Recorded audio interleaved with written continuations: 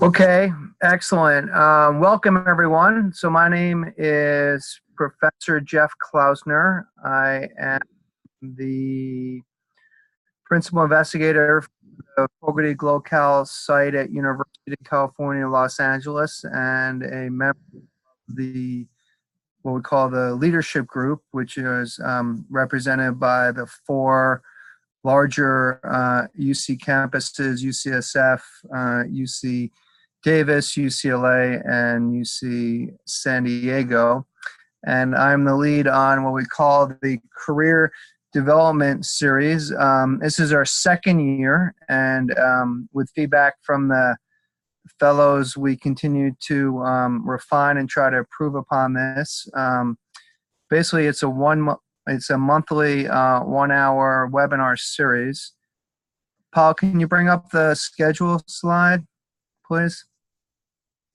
So this slide shows us our planned speakers. So usually it's the fourth Tuesday of every month at this time.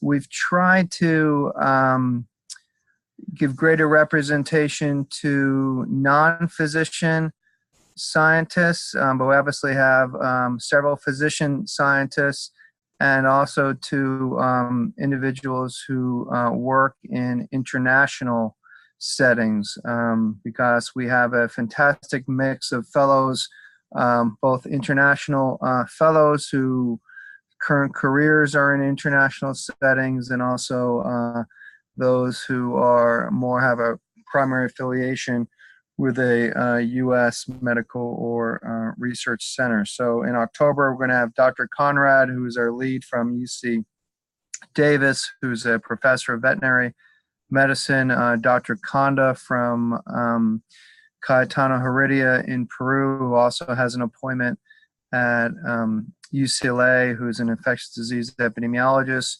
In January, Dr. Medina Marino, who's a PhD infectious disease and laboratory epidemiologist who works full-time in Pretoria, South Africa. Then Damali Nakanjako, Brandon Brown, who's at UC Riverside, who's an ethicist and does work in global health. Andrew Sawe, and then we're still working to confirm our May and June participants. And then the more feedback you guys provide either directly to Pal Shaw is our career series coordinator, or you can provide feedback to me directly or to your own US-based mentors. If you have other suggestions for topics or other speakers, we try to be practical and really focus. I've asked the speakers to really try to focus on that transition from training to academic medicine and academic research. Okay, let's go back to the previous slide. So the usual format is that I ask speakers to give about a 20-minute summary of their career arc from undergraduate through their current position, what some key transition points were for them, what kind of key learning aspects in terms of career development choices, etc. And then my goal is, as you hear everyone's different story, because everyone's journey is unique, you essentially weave together a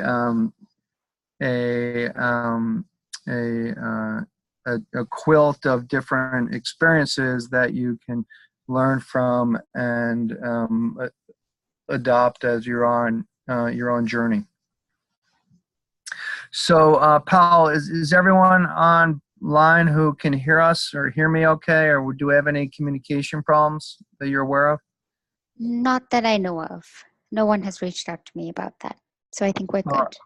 All right. So if anyone cannot hear me, please, within the Zoom system, email or comment or do something to let us know.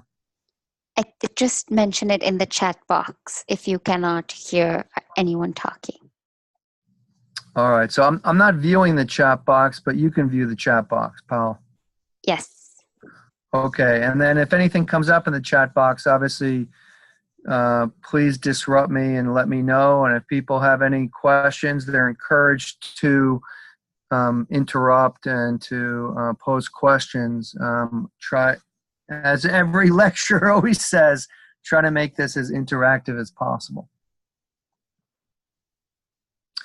Okay, so I began my academic career as an undergraduate at Cornell University. I was graduated in 1986 with a dual degree in history of art and chemistry.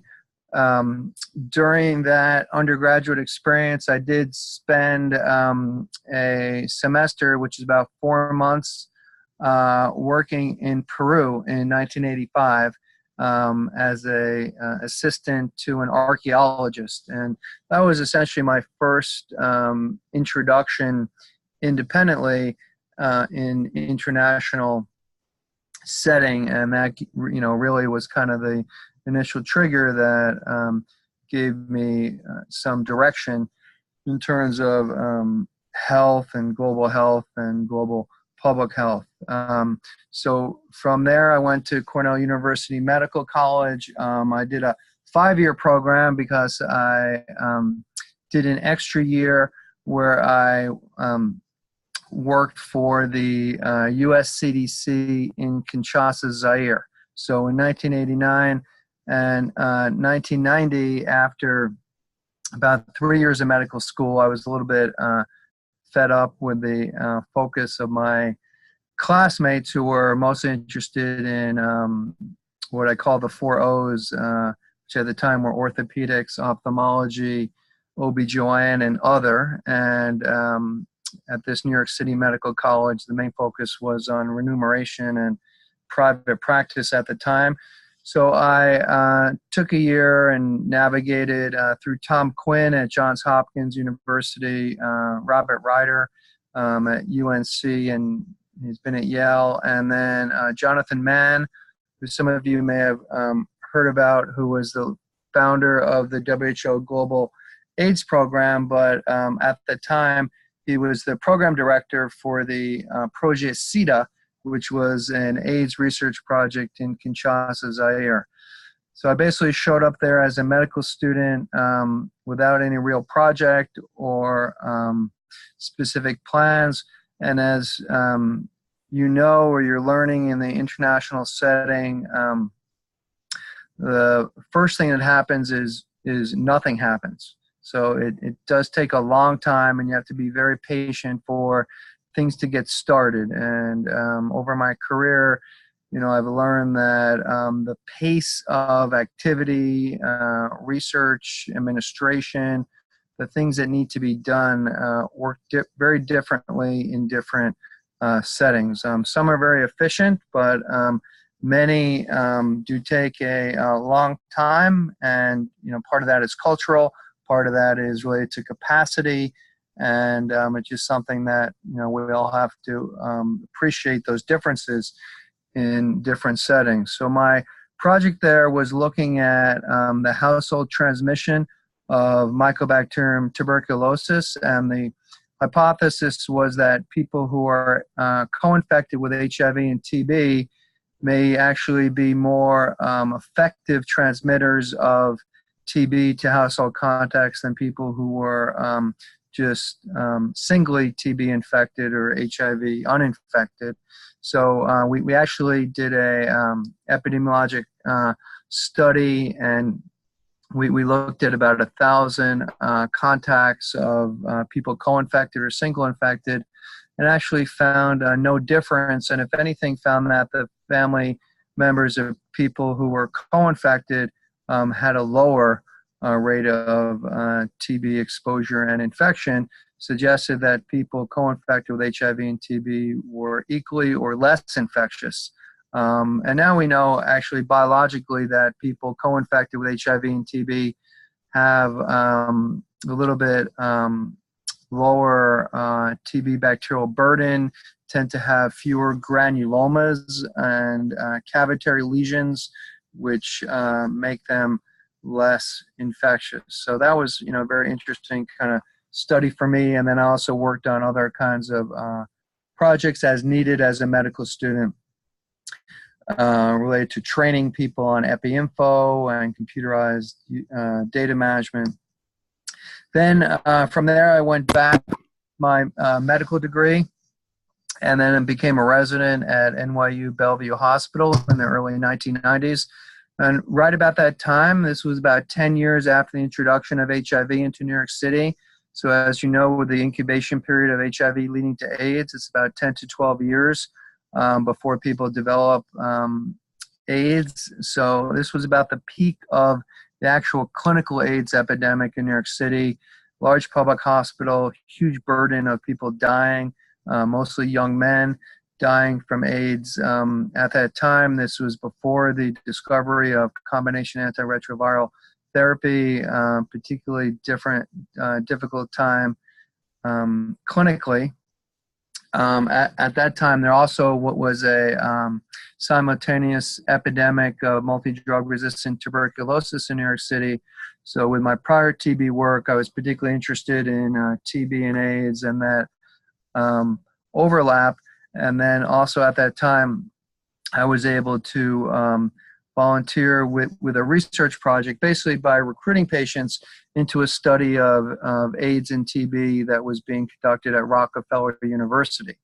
So somewhat by opportunity, chance, skill in terms of being able to recruit people and send them to Rockefeller University, the Rockefeller scientists saw that I was very interested in research and clinical research, and I developed a collaboration with them that ultimately during my second year residency enabled me to go to Chiang Mai, Thailand, and work for 3 months on a project studying HIV-TB co-infection, trying to understand the biological aspects between the two, the role of the immune system, and the use of thalidomide, which is a medication that reduces tumor necrosis factor alpha production in patients co-infected with HIV and TB.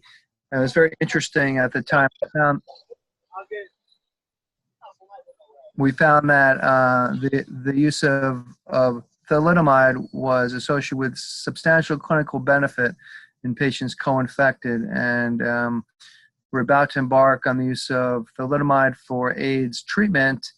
But about that time, combination therapy was discovered, and by suppressing the viral load, actually had much better clinical outcomes than thalidomide alone. So after the 3 years of my residency and my work in Thailand, I decided it was time to seek further epidemiologic training. And one of the themes of my career is the constant back and forth between clinical medicine and more academic epidemiology and public health. And by bridging those two areas of clinical medicine and public health, I found that kind of nexus is not that well populated. And one thing you always have to think about in your career is how can you establish yourself as someone who's unique, special, who's recognized in research with your own niche. So one thing that my mentor at University of Washington ultimately told me was that you want to develop some kind of expertise in a very, very narrow specific area. It may take 10, 20 years for you to be recognized, but you want to be the world expert on that one particular thing. You can do many other things, and most of us have a lot of curiosity. We have a lot of interest in different things, but at least you want to be the world expert in that one specific area. So when the WHO, CDC, when different research conferences are looking for speakers or consultants, you're that go-to person. And then you retain that depth of expertise beyond anyone else, ideally in the world, so that you're that go-to individual. And then you get invited for editorials for journals, you get invited to review things, and that's an important area. in your academic career development and ultimately recognition as a international expert. So when I went to Harvard School of Public Health for that year, I basically supported myself by moonlighting at an emergency room outside of Boston. At that time, Jonathan Mann, who I mentioned, was originally in Zaire when I was there in 1989, had subsequently gone to the Global Program on AIDS at WHO, and then after that had become the founding member of the Francois Bagnout's School for Human Rights at Harvard, and he was at Harvard at the time in 1995, and he became my mentor. Unfortunately, he passed away in a tragic Swiss Air flight in 1996 or 97, and his legacy continues, but he did die prematurely. So at Harvard, I focused on international population health and epidemiology. At that time, I also met some people who were currently or had just finished their service with the CDC Epidemic Intelligence Service. And while I was in Africa as a med student, I also met Epidemic Intelligence Service or EIS officers, and I was intrigued by their training opportunity of being really on the ground, responsive to real-time, real-world outbreaks, whether they be complex humanitarian disasters, floods, earthquakes, 9/11, or traditional infectious disease outbreaks. Their training and opportunity, I thought, was phenomenal. So with my medical degree now, my international research experience, my master's in public health, I felt I was a good candidate to apply to the EIS, and I was accepted in the program in 1995 and was with them for 2 years. And actually, I was assigned to the San Francisco Department of Public Health, which for me was a great opportunity because in Atlanta, it was fairly crowded. So you had a lot of new EIS service officers, fair amount of competition for intention of supervisors, etc. But being assigned in the field, I was, the only EIS officer in San Francisco and one of about 4 in the entire state of California. So really gave me a lot more breathing room. And that's another, I think, career pearl for me is that, it's better to be in a academic or research space where you have an opportunity to stand out, where it's perhaps a little bit less competitive or less crowded. So in that regard, while I was particularly interested in HIV prevention in the mid-1990s, and again, we didn't really have the success of combination antiretroviral therapy. I was in San Francisco, which was still experiencing a significant epidemic of new HIV infections. I was drawn to get more involved and study traditional STDs like chlamydia, gonorrhea, and syphilis. And in the mid-90s, we were working under the hypothesis that STDs played a formative role in driving new HIV infections. Not only was there overlapping risk behaviors, but the biology of STDs, herpes, syphilis causing genital ulcers, really increased both the acquisition and transmission of infection, and perhaps chlamydia and gonorrhea also by driving genital viral replication, both in men and women, also what was a critical cofactor. So I thought if I understood STDs even better and the control of STDs, and at the time we thought we knew how to control syphilis and gonorrhea in particular, we could apply those principles to HIV control. And in San Francisco, folks were actually open, although it was definitely an uphill battle, they were open to the idea of applying traditional public health measures of screening, treatment, partner notification, and partner services to HIV that we'd been using for decades for syphilis and gonorrhea and had some success. But at the time, there were a lot of concerns about privacy, about civil rights, about testing, informed consent, and it was a very dynamic period in the dialogue and the development of the public health approach to HIV. So while I was an EIS officer in San Francisco, it happened my primary mentor and supervisor was Dr. Gail Bolin. She's now the STD director for the CDC. And her husband is Art Reingold, who is the chair of epidemiology at UC Berkeley. So it was essentially your ideal kind of power couple that I got to work with, became very friendly with, and continue to serve for me as mentors. And that's probably the third kind of career advice for me is try to identify one or two key mentors, probably people who are, a generation older than you are, and keep in contact with them. My mentor, I'll tell you a little bit shortly about, King Holmes, who's now in his 80s. I still see regularly. I go out to dinner with. I'm friends with his family.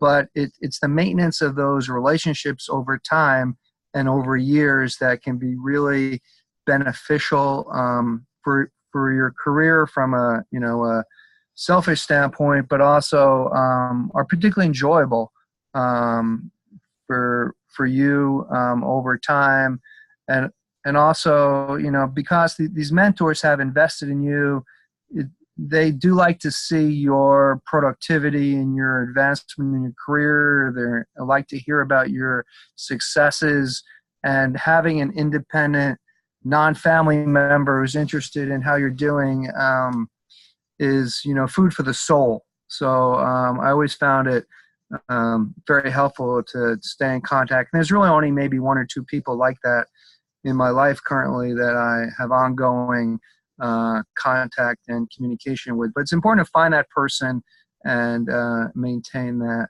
relationship. So that's my career point number 3. So from the EIS services in San Francisco, then I was like, okay, well, I just did public health for 3 years. I had my master's in public health. I had my 2 years with CDC. I didn't really see myself as a career CDC officer. I was a little bit concerned about the bureaucracy, about the administrative burden working for CDC, about the lack of independence in terms of being able to pursue whatever you want to do research-wise. You're working for, a large organization like the CDC. They need you to address something. That's where you go.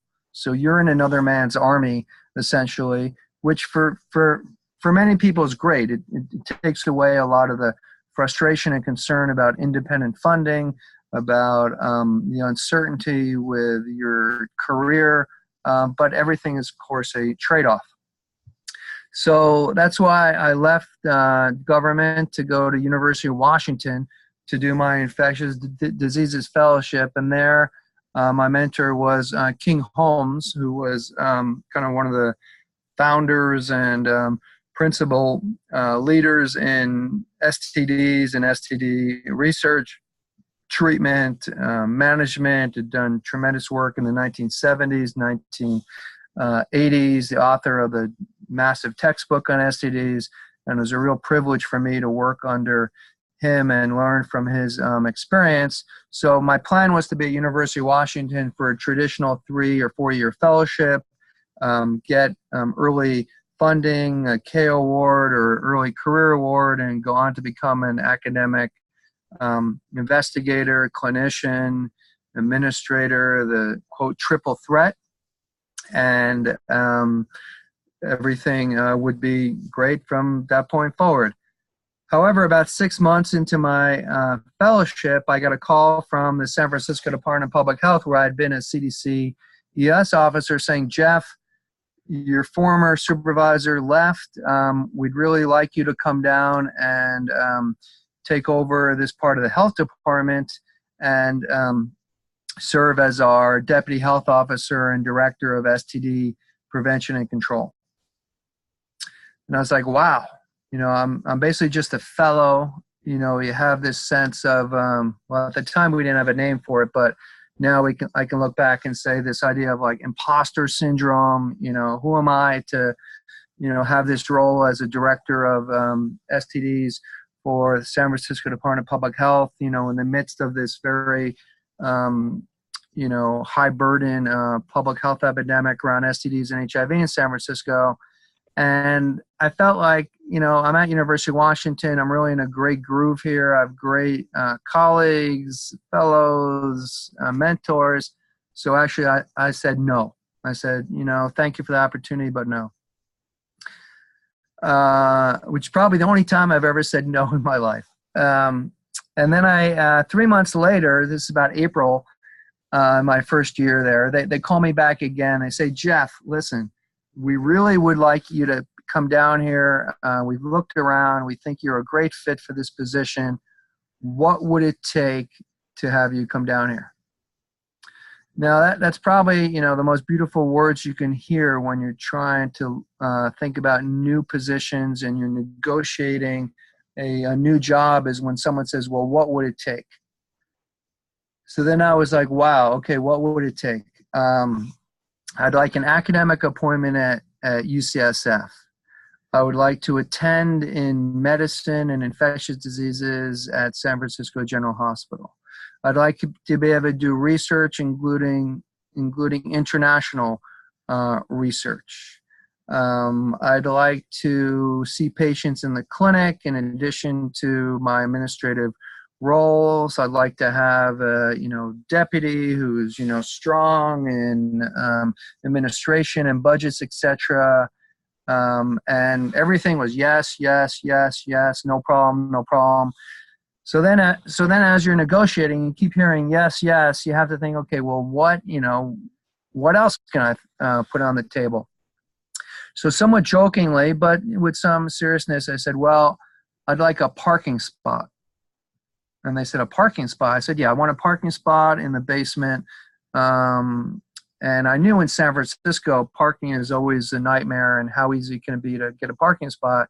And they said, well, that really depends on seniority. And as a new person, it takes time to get a parking spot. And I basically said, well, no deal. And they were like, really? I said, yeah, I'm sorry. So then they called me back the next day, someone from, environmental parking services. And they said, well, Dr. Klausner, we have a parking spot for you in the basement of this building. Is that okay? And then when you're negotiating a new position and now they've given you everything you've asked for, even crazy things like a parking space, then you're in trouble. So then you pretty much have to accept. So I accepted the position. And then the next negotiating point, what was the start date? So they thought they supplied everything that I wanted, and they wanted me to basically start May 1st, which would have caused me to have to leave my fellowship early, to not be eligible for infectious diseases certification. So I had to go back and forth, and ultimately I negotiated a June, mid-June start date, and had to negotiate with the University of Washington my fellowship for an early departure. Had to negotiate with the American Board of Internal Medicine for certification, to be eligible to sit, etc. So there were a couple other pieces in play. I was able to use my prior research both with at NYU, at Harvard, and with the CDC as my research qualifications for infectious diseases, and everything worked out very well. I ended up in San Francisco in 1998. I was basically there for 11 years as a deputy health officer, and really enjoyed my time both as a health official, as a clinician, as a faculty member at UCSF, and as a researcher. But at some point in your career, and what's nice about research careers, medical careers, public health careers, is you have a lot of flexibility in terms of what you can do. It's a big world out there. And as you can hear about my story so far, I've moved around. I lived in a bunch of wonderful cities: New York, Boston, Seattle, San Francisco. And I think it's important not to allow yourself to get into a rut. So you always want to be creative. And sometimes to push that creativity, you really have to just pick yourself up and go somewhere else. And it's always a little bit difficult. It's always easier to stay. And at this time in 2009, I had a family, I have a wife, 3 children. And, when I came home and said, well, I'm thinking about looking at a job in Southern Africa with the CDC, it was a pretty big shock. And I've learned it's important, and as many of you probably know, to share information like that early, provide a lot of uncertainty around it. So this was probably at least a year before I thought this would actually happen. I basically just told people that I was starting to look, and low probability, but let's just kind of see what happens. And then I applied to the CDC and was accepted as a medical officer. And basically, because it takes so long to go through the U.S. government for job hiring, etc., by the time, and it took really about almost a year, by the time that process was complete, I was a medical officer with CDC. I was assigned to the PEPFAR program in South Africa, and I was promoted from a medical officer to branch chief. So by the time I got to CDC South Africa in May 2009, I was the branch chief for HIV and TB, which covered adult HIV, pediatric HIV, PMTCT around HIV, and TB. So it was a very broad position, incredible budget at the time for PEPFAR in South Africa, and also great timing in terms of when the South African government finally uniformly agreed that HIV does cause AIDS and they need to scale up their treatment. So I was in that role for about 2.5, nearly 3 years. Fantastic life experience, really got me back on the ground in global health and global public health. And for U.S. residents, citizens, people who grew up in the United States, there's really no substitution for being on the ground, living in the setting, working in the setting for years. So you'll hear from some faculty and some of you who know Dr. Craig Cohen from UCSF. I mean, he's lived in Kisumu, Kenya, off and on, sometimes 6 months to 3 years at a time in Kenya. And, that's been critical for his success in terms of relationship building. So in addition to the relationships you have with your mentor, you need strong relationships with your colleagues. And in global health, you have to invest. And, one thing that people recognize is when you're living in the setting, that's a way that you're investing and committing to this kind of work. So I was there through November 2011. Not much of a negotiation story there, other than because this was PEPFAR and a State Department position, the State Department did cover full housing, so housing for a family of 5, private schools for my 3 kids, transportation, utilities. So actually was a very comfortable, well-paid position at the time. Government salary, but with those other benefits, you can actually live very well over there. And it was a fantastic, and I thought a very high impact experience for me in terms of career-wise, and also enabled me to really develop some important relationships there and collaborations that continue to this day. So currently I have ongoing projects in Pretoria, South Africa with the Foundation for Professional Development and folks from ANOVA, which are big implementers in South Africa of PEPFAR, and also in Cape Town with University of Cape Town, and also in Gaborone, Botswana as well. For different reasons, we decided to move back to California. One was my oldest son was about to start high school. And the security situation in South Africa is always a little bit uncertain and always a little bit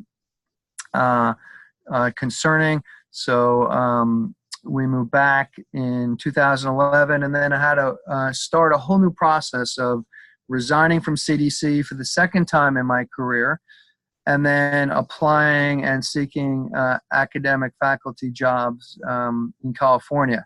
So basically, we knew we wanted to come to California. We didn't know whether it be the Bay Area or LA. I basically made serious applications to UCSF, to Stanford, and to UCLA. UCSF, where I had been a faculty member, I knew everyone there. Very top-heavy organization, particularly in my field of infectious diseases and public health. And they really did not have much they could offer to me at the time. They could offer a faculty position, but they couldn't really give me any real support or office space or much more than a pencil. Stanford, they wanted me to run a discovery laboratory and do infectious disease pathogenesis research, which I am interested in, but it was a little bit outside of what I've been doing for many years. And at UCLA with Tom Coates, who is the head of the Center for World Health, they were really interested in expanding their global health capacity, and ultimately they offered me what we call a 3-year package. So they offered me salary support for 3 years. They offered me some startup research funding, about $25,000 a year each year for 3 years. They offered me some shared office space and the administrative support to submit and write grants and proposals, because grants take a lot of people to submit successfully, and really impossible to do that completely on your own. So you need a commitment from an institution to be able to support that. So now I've been at UCLA. My family, we all fully moved to Los Angeles in 2012. So essentially I've been here for about 6.5 years, and I have a large, diverse research program focusing on the internet and use of digital technology to increase access to HIV testing, PrEP, and treatment in the United States, programs on STDs and screening and treatment in pregnant women to prevent adverse birth outcomes, a new program in Peru looking at the immunology of syphilis to inform vaccine development, and then a bunch of additional clinical trials on new diagnostic assays for STDs and drug-resistant gonorrhea. So I'm going to stop here and open the session for comments or questions. Thank you very much.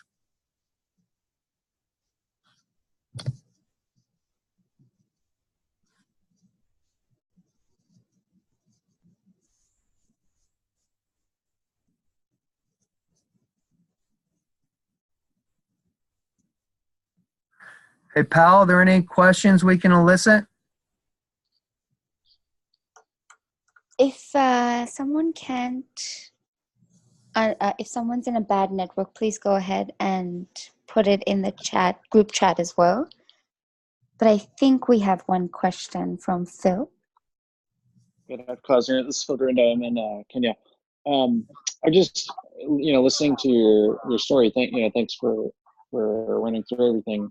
It's really impressive the way you've been able to do so much and do all these things. I'm just wondering, I guess if you're gonna, I suspect probably, well, if you were gonna do it all over again, would you move around so much, or do you think that those are the right decisions for you in retrospect, or do you think the value of like going to one place and staying on after fellowship and building a research program around there and so forth, the relative value and merits of that would outweigh it? Or what do you think about that? Just because personally, I've moved around a lot as well, and it's something that I kind of think about a lot. And I mean, clearly you've been successful and been able to navigate all these different moves, but I don't know. It just seems like it's a lot of overhead because you're constantly like rebuilding yourself and your program and your network, and I don't know. Yeah, so I think it's a good question. It's hard to empirically test, the value of moving around a lot. I think as internationalist, someone focusing on global health. I mean, for me, it was as much moving, geographically as it was across kind of institutions, from like government to academics, and each time, except really for Harvard. I mean, honestly, my experience at Harvard was not as productive as I had anticipated. But everything else, I've been able to carry, collaborations and networks continually since then. I mean, actually, I still collaborate with folks from Cornell University Medical College, with Bill Papp and people at GESCIO in Haiti. And over the past 5 years, I've been able to call anyone at Cornell and say, I want to do a research project or do something like that. At NYU, I had collaborated with Joel Ernst in the past. Harvard, not really any. CDC, yes. I mean, I have a appointment at CDC as a research scientist with the mycotics disease branch for my working with Cryptococcus, University of Washington, San Francisco. So all those places have really enabled me to build up and amazing network, and also, having kind of been through the different institutions, I've been able to learn and take away from the institutions and those, collaborators and other investigators and scientists or clinicians I've worked with, kind of their best attributes in terms of what works well, and I've been able to incorporate those. Not use aspects that I've learned, were less helpful. Also, for me, moving as just, as I said, it's been an impetus for, further creativity and push yourself. So I think, if someone's being incredibly productive and they're in the same setting, there may not be a reason to move. It is, disruptive to the family, for sure. My kids and my family have said, that their South Africa experience, which they went to when they were in middle school, was a formative life experience for them. And, for the kids, it kind of made them realize that they're a citizen of the world. Living in San Francisco, growing up in San Francisco, is a very insular, isolated, special bubble. I mean, it is a bubble. I mean, living on the west side of LA now is a bubble. But, being in South Africa for 2.5 years definitely was outside the bubble, and has given them a phenomenal, perspective. Jumping from Seattle to San Francisco was unexpected for me. And, in your career, you're always going to have to look at opportunity. And, most people in academic medicine or public health, they're always kind of, inching their way up. I mean, eventually you decide, well, I'm very comfortable, I'm very productive. Yes, there are substantial costs, but to keep moving up. So like right now, for example, I'm a professor of medicine and public health. I'm being recruited, by programs to be the chief of infectious diseases at various, universities or hospitals around the United States. But I'm certainly not willing just to go anywhere for that step up in terms of on the academic hierarchy. If it was multiple steps up, if, some medical school or public health school said, oh, well, we're recruiting a new dean, we've, really interested in you as an opportunity for, leadership, that might be something different. International institutions also, are particularly attractive. If you're at a big institution, a University of Washington, a San Francisco, UCLA, there is enough, fellows and people coming in. They do bring new ideas. So in that setting, it may be a little bit less important to keep moving. Depending on what kind of international site you have a relationship with, international sites take a very long time. So, I've been working in Peru at Cayetano Heredia since 1999. So, it's 19 years now. And, it takes a long time to really have a strong relationship. So I wouldn't want to change that. But, I've been able to maintain that relationship with whatever principal institution I've been at. Dr. Klausner. Hi, this is Vince Ofori. Hello, Vincent. Hi, sir. How are you? Wanted to first off thank you for your candor. It's been, for those of you who don't know, Dr. Klausner is one of my mentors, and I learned a lot about you here in this talk. So this is great. You kind of answered one of my questions, which was how you met a lot of your colleagues. So that was one of my questions. But my follow-up question, which you're kind of leaning towards right now, is what specifically did you do to maintain these professional relationships?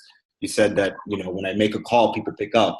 It's a call to action, and people are there for you. So what specifically did you do to maintain those professional relationships? And what percentage of those relationships would you say are more than professional, maybe more personal or friend type relationships as well? Yeah, so that's, it's important how to maintain, mentor relationships, how to maintain relationships with other collaborators. So as folks may or may not do, I do a lot of journal article publishing. So I have, 480 publications now. And part of that is I'm always very inclusive. So I try to reach out, invite collaborators, invite mentors to participate in the publication process. So publications are still the currency of, academic research. It's still how you're measured and monitored for academic productivity. And, it doesn't really cost you anything to add someone as an author or to invite them to participate in a review article, or even to, share an opportunity for them to, review an article, be on an editorial board, or engage in that process. So that's certainly one way. And, a lot of my fellows and former fellows I continue to write with. I get invited to do editorials about articles I've reviewed for major journals on a regular basis. So I often reach out to people and invite them to participate in that process. Chapter writing, which is not particularly rewarding, but that's another way to engage people. Number two is through conferences and international conferences. So I'll often be asked to chair a session at a conference, and I'll invite colleagues, fellows, mentors, people I want to work with or have worked with to, speak at those sessions, or to co-chair or co-moderate. I've also been lucky through different partnerships I have to be able to convene kind of pre-meetings at conferences or post-meetings in conferences, and then I'll invite people to participate in that. If those conferences are sponsored by industry or co-supported by industry, often industry will pay for people's travel and accommodations, registration to those conferences. So I'll reach out to people and invite them on behalf of the industry sponsor. So I've kind of, positioned myself in that role, and then that's been helpful.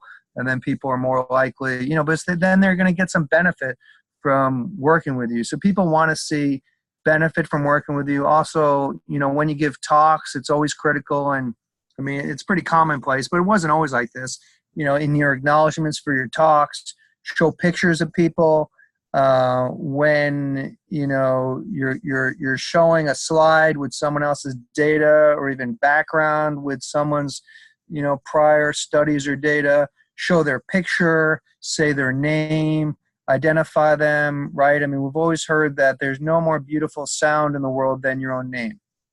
So when particular people are at conferences or meetings and you state their name and recognize them, that goes a long way in terms of maintaining relationships. So as my mentor, King Holmes, he doesn't give a lot of talks anymore, but when he gave talks, he would have his last slide would just be tons of photos of all the people that he's worked with over the years around the world. And I always felt that was a practical way just to keep recognizing people. So those are just three kind of brief examples of things you guys can do now and think about how to develop further.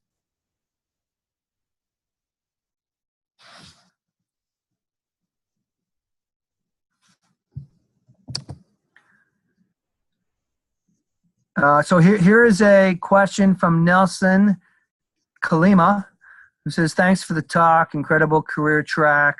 When are you going to get a haircut? So no, I will get a haircut when Donald Trump is no longer president. How many hours do you dedicate to research? How does one remain as productive while maintaining time for family, self?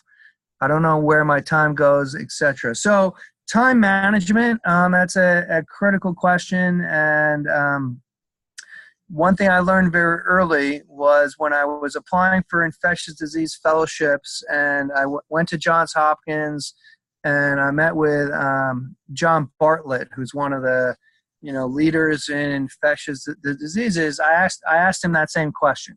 I said, Dr. Bartlett, how do you balance things? How do you be so productive? And he said, well, Jeff, early on, I asked my wife, and I asked her, would you rather me be home for breakfast or me be home for dinner? And she said, dinner. I said, that's great.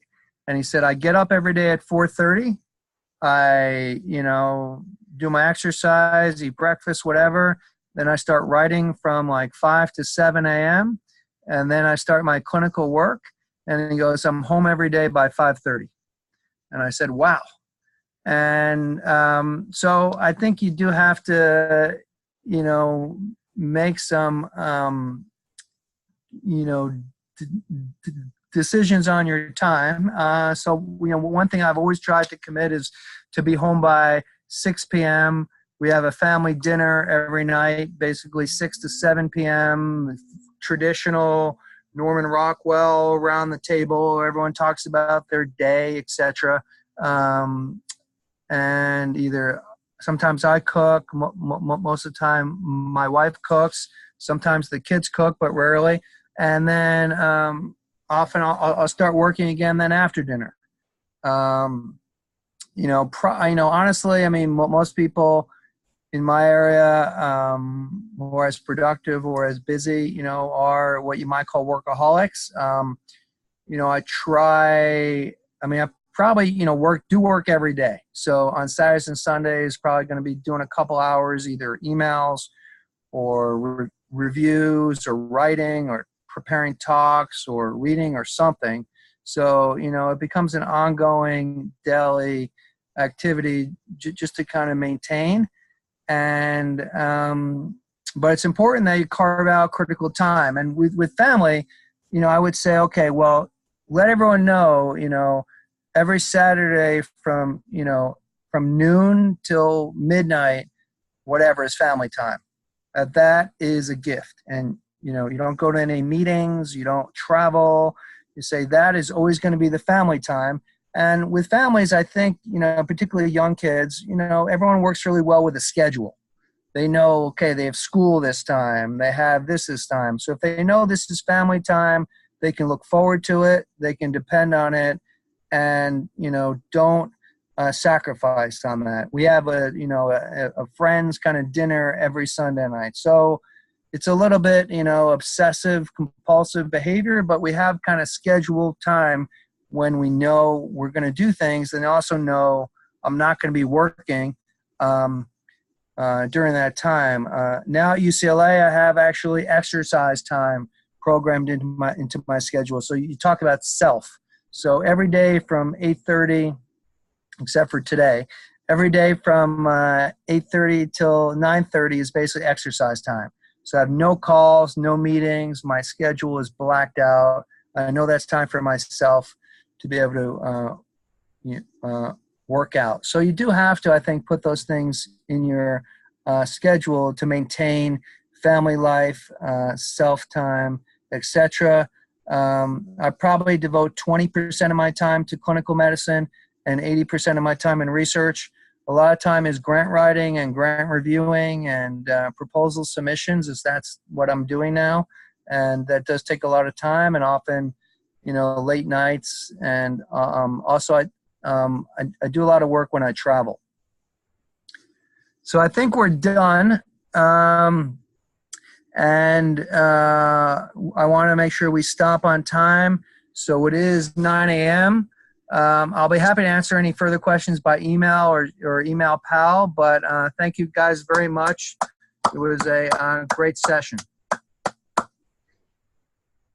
Thank you so much, Dr. Klausner.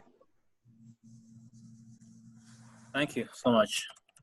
All right. Thank you. Bye, guys. Thank Thank you. you. Thank you. It was a nice presentation.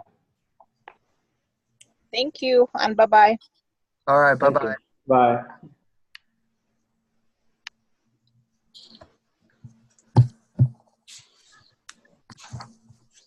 Thank you.